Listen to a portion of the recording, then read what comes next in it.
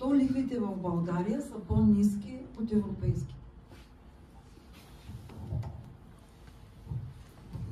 Това е любимата тема на всички медии, защо тук в България са толкова ниски лихвите.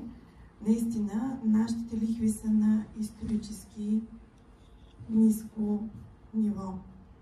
Защо са толкова ниски? Ами защото голяма част от големите играчи, основните играчи на пазара, големите банки, начина на образуване на лихвата е обвързан с депозитната маса.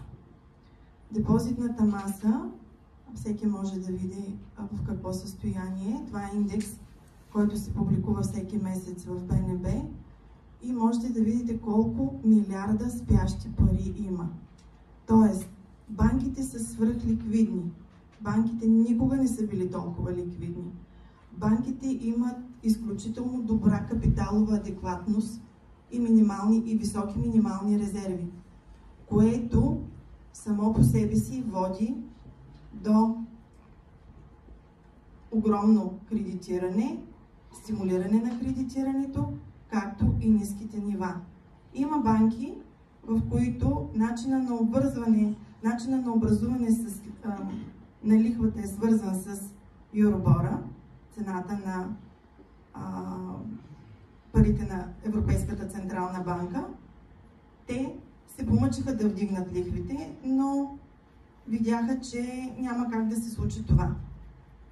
Така че поради тази причина лихвите в България са много ниски и който и каквото да ви говори, който и да излиза по новини, до момента, в който големите играчи не излезнат и не кажат, ние за депозит даваме 3%, лихвите по кредитите няма да се вдигнат.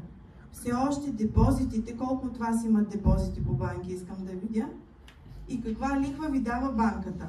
Банката ви дава 0,0 и нещо. Има само една банка, 3%, но те са сравнително малък играч на пазара, за да повлияят на цената на депозитната маса.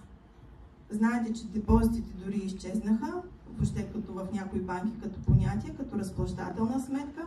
Т.е. докато си държиме парите в банките на 0% лихва, до тогава ще бъдат и ниски лихвите при големите банки играчи.